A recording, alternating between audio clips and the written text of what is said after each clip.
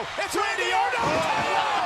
I have voices in my head. They counsel me. They understand. They talk to me. Hey guys, what's up? Mr. Beetle 8 here, and today I'm coming at you with my WrestleMania Q&A that I promised last week. I believe exactly 1 week ago.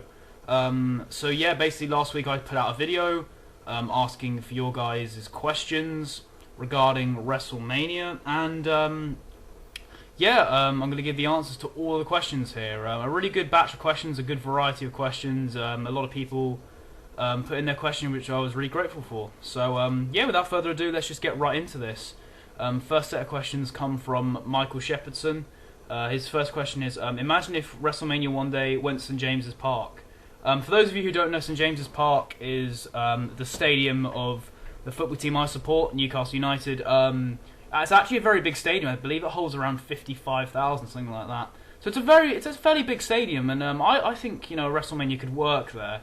Would they do it? Probably not. Because I know with WrestleMania nowadays, cities have to put in actual bids for the show. So I don't know if the city of Newcastle would ever really do that, to be honest. And I think London would be the most likely place. But I think a WrestleMania at St James's Park would be really, really awesome. Worst WrestleMania build. One that really comes to mind for me in regards to WrestleMania builds, WrestleMania 31. And obviously I haven't seen the build up to every single WrestleMania ever. I mean, I've seen every WrestleMania, but I haven't seen the build up to every show and whatnot. So I can't, especially in the older WrestleManias, I really just don't know. But one that really comes to mind for me is WrestleMania 31. Just really, the build really wasn't good going in. The build, especially for the big matches, the only real match I remember being that excited for, I guess, was kind of Triple H versus Sting, just because it was Sting's debut. But I wasn't really into any of the matches going in at all. I really wasn't, into any of the matches at all, really. His next question is, would you ever like to see a steel cage match at WrestleMania again? My answer is yes, if the feud and the story was there that required a steel cage match. I'm not against the idea. I think it could work. From sort of my memory, there haven't been that many great WrestleMania steel cage matches. I can't really think of any. The one that really comes to mind is Hogan and Bundy, and I didn't think that was that great. I mean, it wasn't awful. It could have been a lot worse, but again, I didn't think it was that great. And his final question, most overrated and underrated WrestleMania matches. I mean, I don't think there are that many overrated WrestleMania matches, if I'm being perfectly honest. I mean, these are still matches that I like, but I guess Savage and Steamboat and the Iron Man match from WrestleMania 12, I do really love those matches, and I think, when you don't rate a match 5 stars, but a lot of people do, people assume you hate the match, which just isn't true. I really love those matches. I just think, for me personally, they're not 5 stars, and I know a lot of people get quite offended by ratings and that. I tend to not really care about that sort of thing. If people agree with me, that's fine. If people disagree, it's whatever. I don't make a big deal out of it. In terms of underrated matches, I could talk about loads and loads. I mean, ones that come to mind, I guess, Randy Orton versus Seth Rollins at WrestleMania 31. Triple H and Booker T, I thought, despite the outcome being really frustrating, the actual match itself was good. I would also say the match with the British Bulldogs and the Dream Team, I believe it was, at WrestleMania 2. That was actually pretty good.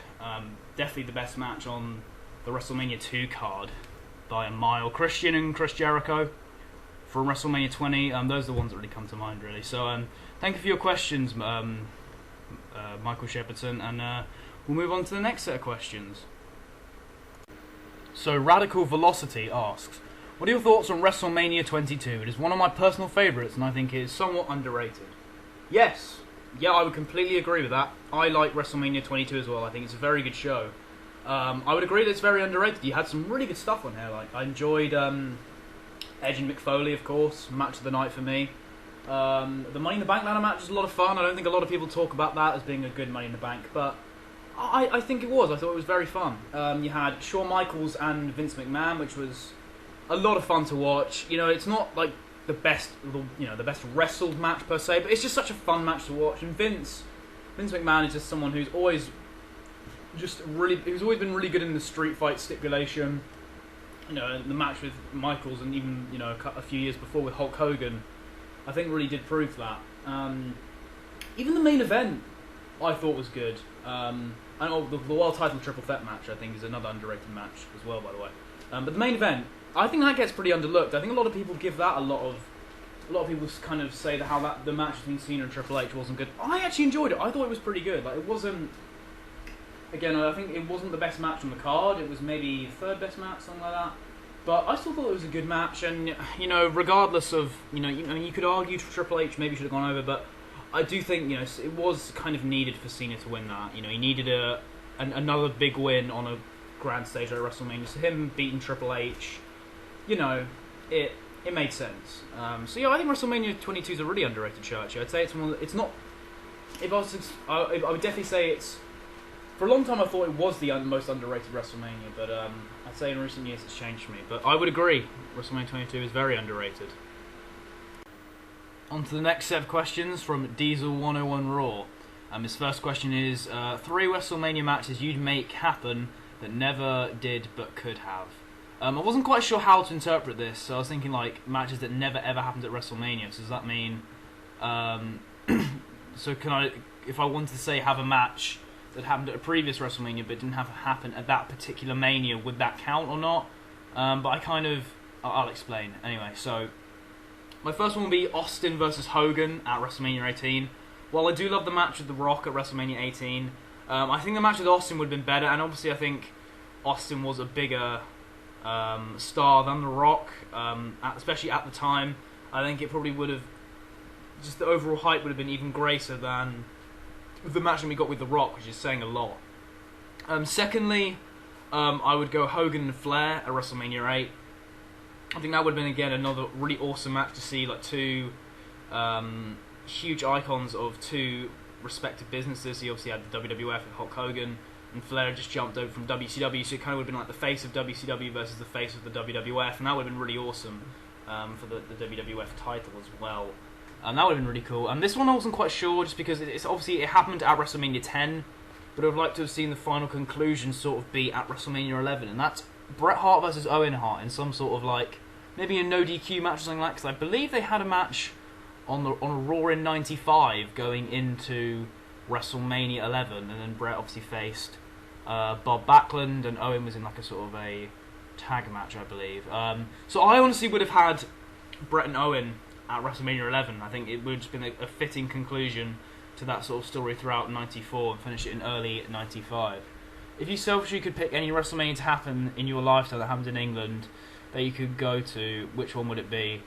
I would probably say just WrestleMania 30. I mean, it's easy to kind of go like 17 or 19, but I kind of wanted to go with a Mania that was still very good, but not necessarily like a kind of an obvious choice. So I went with WrestleMania 30, a fantastic modern day WrestleMania card. Definitely one of my personal favourites, and I would have loved to have seen that show live. Just the ending of the streak, Daniel Bryan winning the title. It was just a great show overall. I would have definitely picked that one. Match you were most excited for? One match that I remember being really hyped for at the time was the Undertaker versus Triple H match at WrestleMania 28. I was really excited for that match because they had a really awesome match at WrestleMania 27 in that no DQ stipulation. And then obviously these two had so many Hell in a Cell matches in the past, but never with each other. So I was really excited to see how they would do this, and also the dynamic of Shawn Michaels being in there. It was just, for me, it was a really interesting sort of match going into WrestleMania 29. I was really excited for that. Do you think Austin would have gotten booed if he faced Hogan at WrestleMania 18? Yes, I do think he would have. I think the crowd probably would have been slightly more divided, but there definitely would have been some boos for Austin, I think, no doubt. If you could pick WrestleMania 17, well, yeah, if you could anywhere else for WrestleMania 17 to be, and he says how he never liked the fact that it was in Austin's hometown, it was obvious The Rock was going to get booed. Yeah, I do kind of think that was a bit silly doing that all in Texas, because people, I think, just thought that Vince McMahon turned face and not actually that Austin had turned heel. So for me, I think the best option would have been Miami. Brock's hometown. You know, he's the hometown boy going in as the champion, and he gets screwed out of the title. I think the heel turn would have been just more obvious, I think, to the crowd, because obviously they're behind The Rock and they would have been booing Steve Austin. You would have got a guaranteed kind of boo reaction. I think that would have been... I just think that probably would have got the better reaction, if I'm being honest. So yeah, that's his questions done. Thank you, Diesel. Let's go on to the next set of questions. Up next we have GoPro Vlogs, and he asks, best Undertaker match? For me it's got to be Shawn Michaels versus Undertaker, the last one. Yeah, I would actually agree with that statement. I think Undertaker's best WrestleMania match, and Shawn Michaels for that matter. Actually, no, not Shawn Michaels. No, I wouldn't say Shawn Michaels. But Undertaker's definitely his best WrestleMania match for me was with Shawn Michaels at WrestleMania 26. Like you said, I think the story going in, there was so much more on the line, so much more to lose for Shawn Michaels and the Undertaker. Whereas in 25, it was for me, it was kind of Undertaker had everything to lose, where Shawn didn't. But in this case, both men had something to lose, and I just think overall the story and sort of going into it, there was more of a story there in my opinion. I just think the match was incredible. So many close and near falls. So I'd have to agree with you. Next we get on to Weapon Alex, best WrestleMania entrance. And this one was really hard because there's been some really great WrestleMania entrances. But, I don't know, one that really sort of stands out to me, and it's not even the most sort of fancy or elaborate, but it's just one that I've always thought was really cool. And it's one of the first kind of WrestleMania entrances that comes to mind when I think of our WrestleMania entrance. And that's Shawn Michaels' WrestleMania entrance at WrestleMania 12 when he comes down on like the zip line. Well, not the zip line, but you know, he comes down from the ceiling. It's just really cool. I mean, it's such a simple kind of entrance, and now it looks a bit sort of dated, I guess, especially when you have all these elaborate Triple H entrances. But I would say Shawn Michaels at WrestleMania 12. I just thought it's just such an iconic entrance for me. Best WrestleMania stage. One WrestleMania stage that I really liked, actually. I mean, and obviously the WrestleMania itself was pretty terrible, but I thought WrestleMania 27 had a really nice stage. So I actually might have to go with WrestleMania 27 on that. What WrestleMania card looked good on paper, but sucked in real life? Now, to me, I always sort of felt like a lot of the WrestleMania cards that sucked, you could kind of tell that they were likely going to suck in terms of the match quality. Like, it was really hard for me to sort of say, oh, this, you know.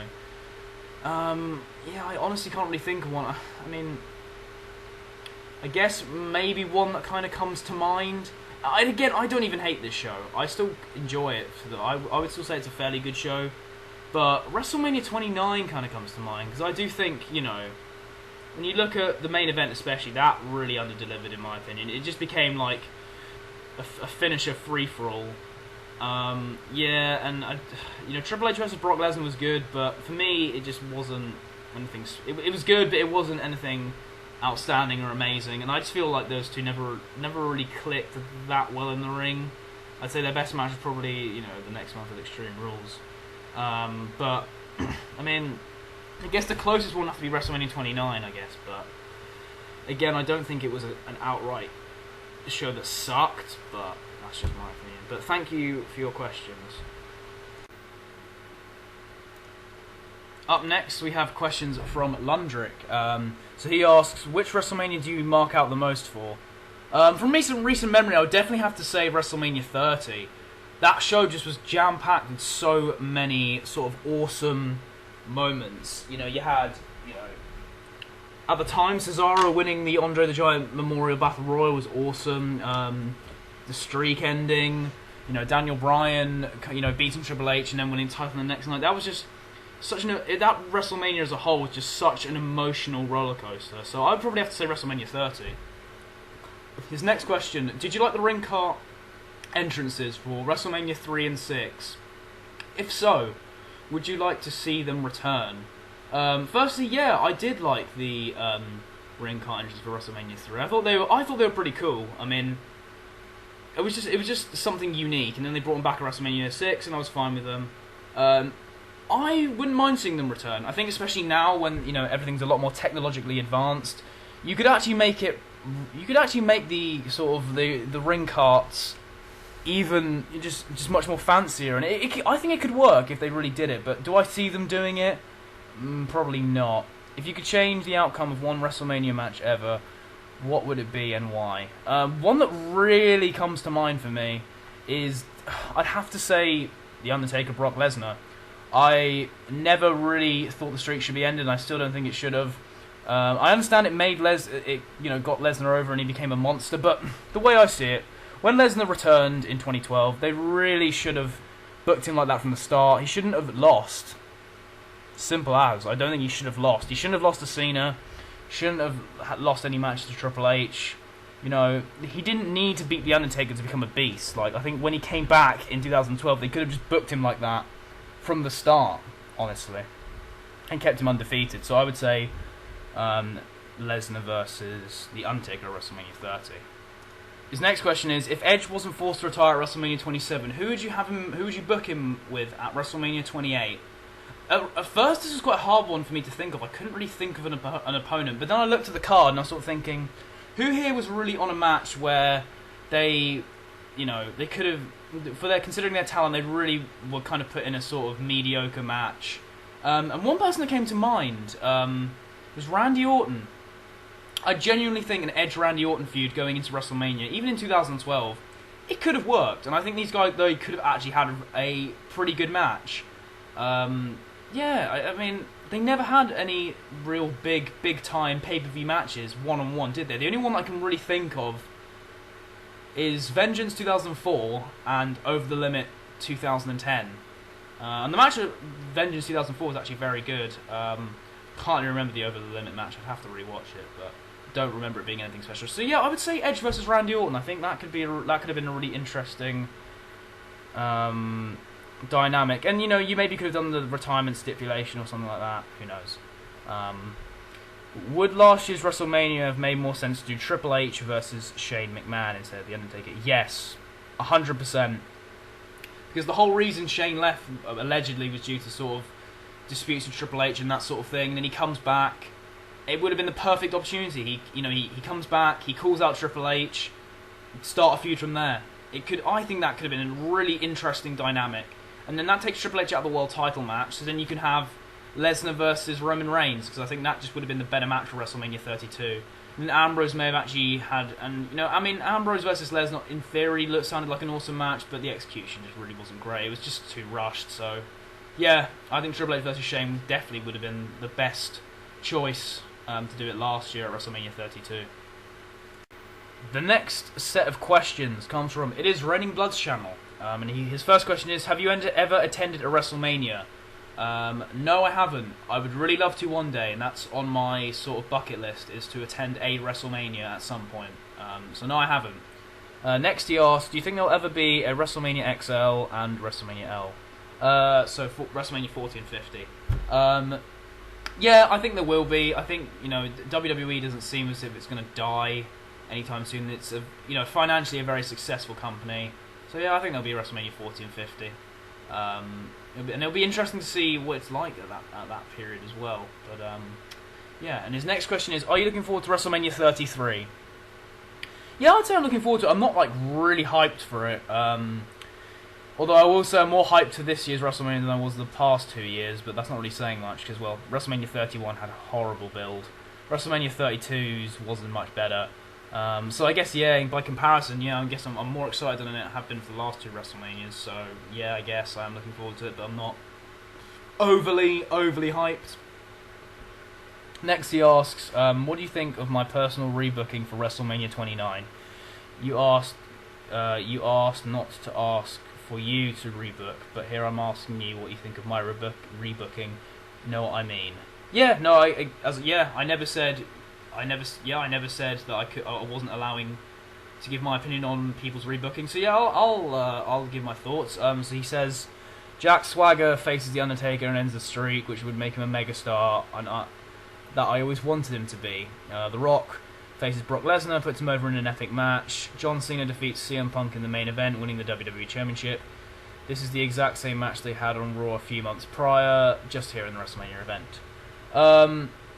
Rock versus Lesnar, yeah, that works. Cena and Punk, that works. However, I'm not a huge fan of that swagger idea, and I mean, again, this is just my opinion.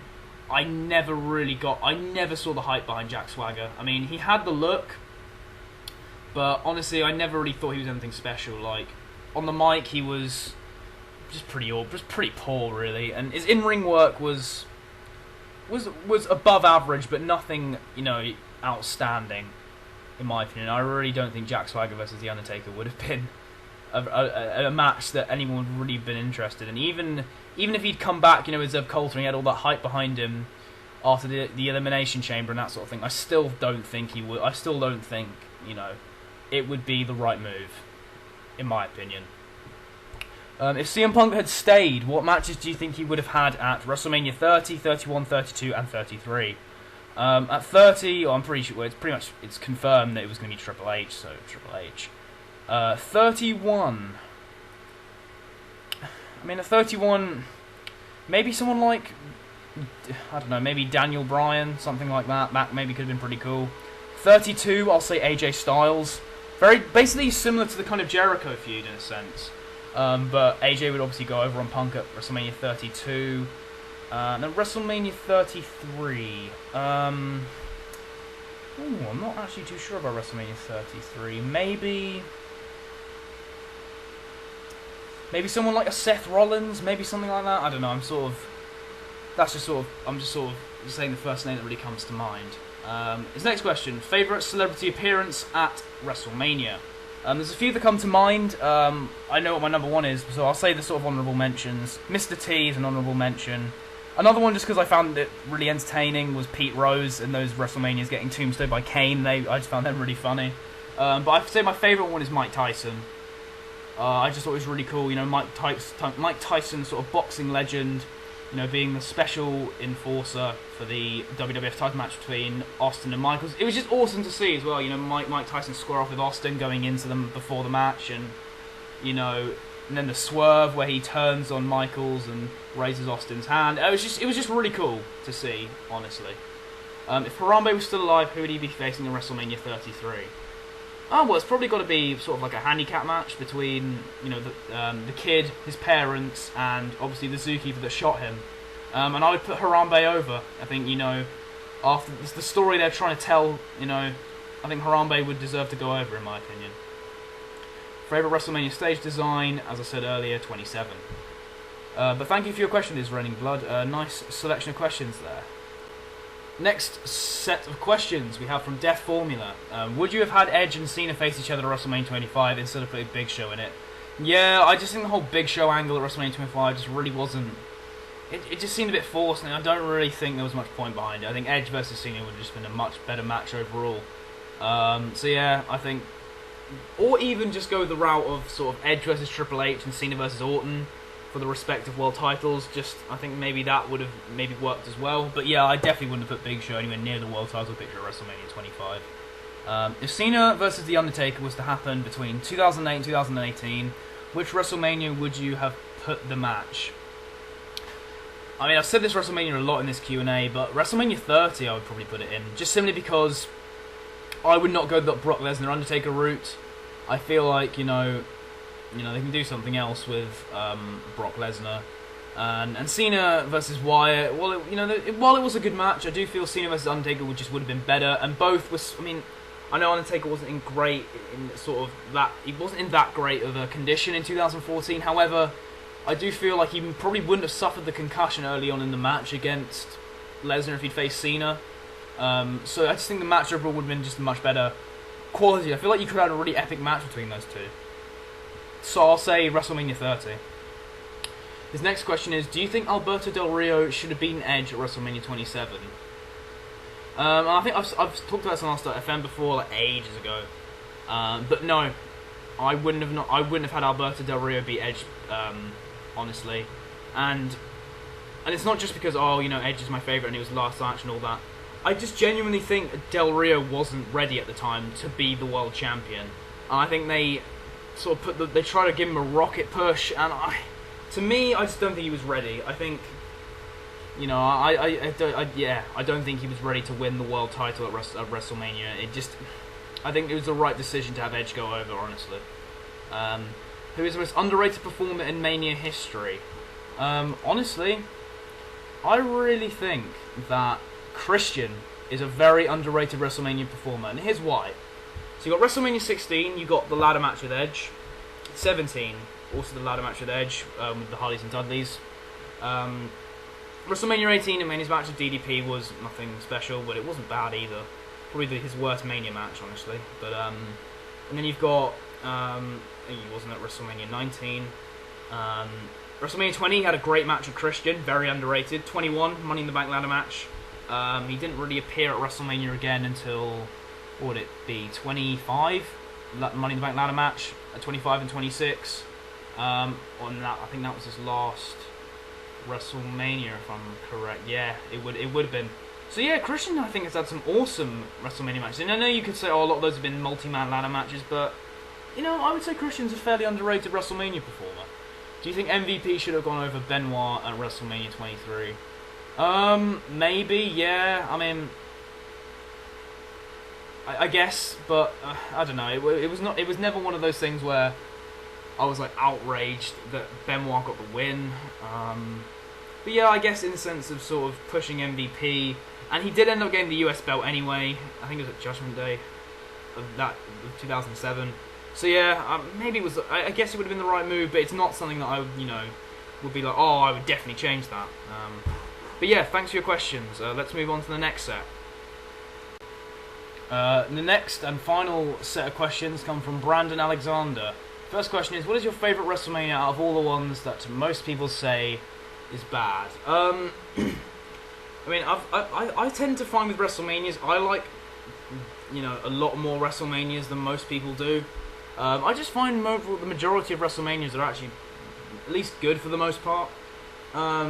I'd say out of all the bad ones, the one that I probably, when I look at my sort of ranking of WrestleManias, and sort of out of the ones that people say are bad, like which one is the highest up, it might actually have to be WrestleMania 32. Like, I know, okay, it wasn't a perfect show, in my opinion. I think the booking did dramatically, it lowered the quality of the show basically. But however, there were some good matches on that show. The women's triple threat was awesome. AJ and Chris Jericho was great. The Money in the Bank ladder match was good. Shane and Undertaker wasn't as bad as I thought it would be. You had Brock Lesnar and Dean Ambrose had a good match, but honestly, people were expecting better. The card wasn't that bad overall. I mean, Rock and Rome was pretty dumb. Again, the Andre the Giant Memorial Battle Royal was pretty meh, but it wasn't like anything offensive in my opinion. See, I'd really say WrestleMania 32. Which WrestleManias were bad that had good builds and vice versa? So WrestleMania that was bad, but that was bad but had really good build. 15 and 16, just because the height of the Attitude Era, like going in, just every week, like the TV was on fire, man. Like Raw was just, it's just going back and watching those old Raws from '99 and 2000. Everything is just so much better in terms of just everything's so over, and like everything was just, there was just so much more hype behind everything. So yeah, I would say 15 and 16 really, in terms of bad Manias, but that actually had good builds. But sort of good WrestleManias with bad builds. 31, I think, is a great example. 21, from what I remember, like the main title matches had fairly good builds. The main sort of matches, but the other matches I don't remember had that great of a build, like a lot of the undercard stuff.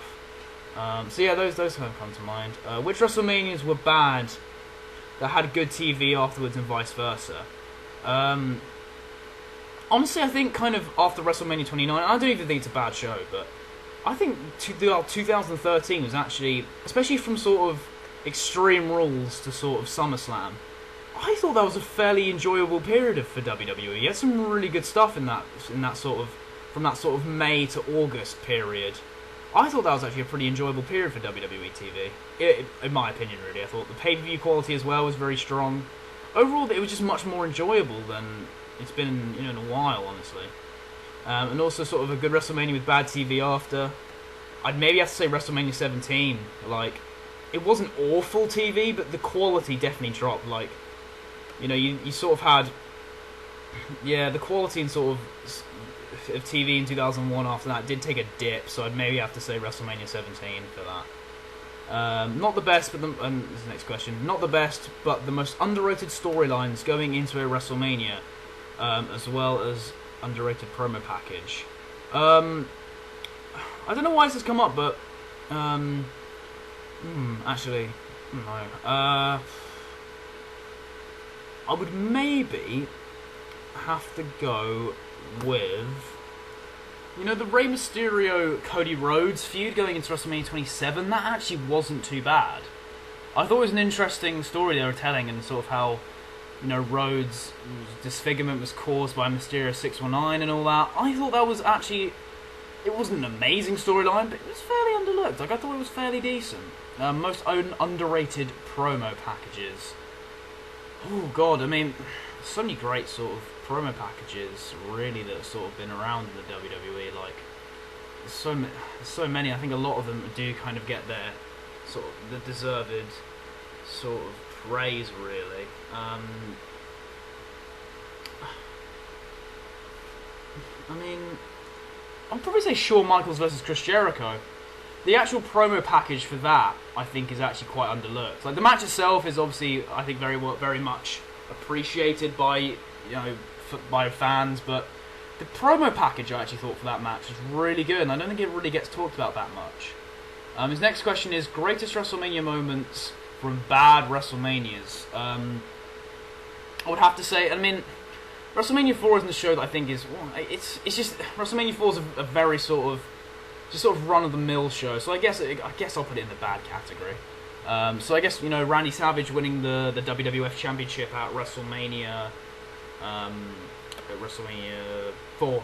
I would say the Brett and Austin, you know, sharpshooter, Austin passing out, that whole thing. That as well, because WrestleMania 13 I think was just a pretty awful show anyway.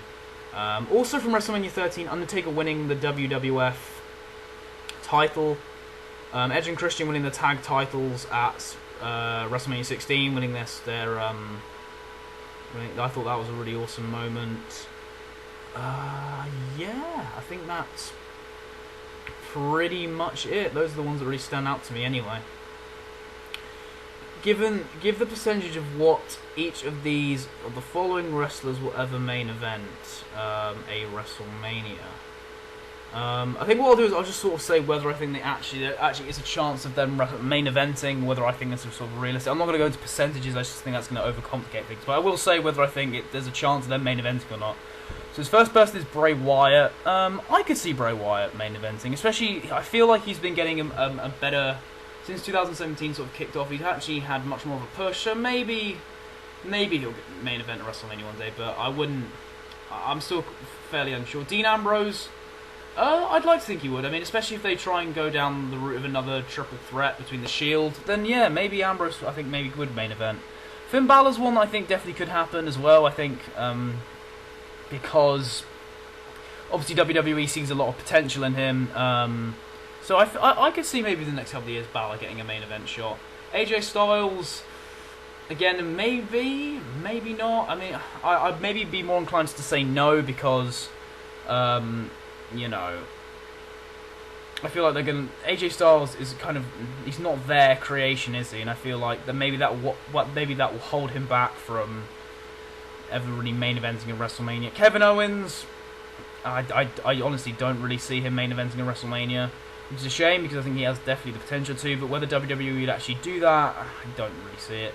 Seth Rollins, I could see. I mean, he kind of already has, in a sense, because he cashed in at WrestleMania 31, but as an actual just going into a main event match, like, you know that's confirmed, yeah, I could see Seth Rollins definitely main eventing. Sami Zayn, unfortunately, I don't think Sami Zayn will really get into that sort of main... I think Sami Zayn's going to be someone who will get world title matches, but he's never going to be a sort of a main eventer, I don't think. Cesaro, again, I think falls into that category of I don't think he'll ever really get a world title run, but he'll have shots here and there at sort of lower pay-per-views, but no, I don't see him main eventing a WrestleMania.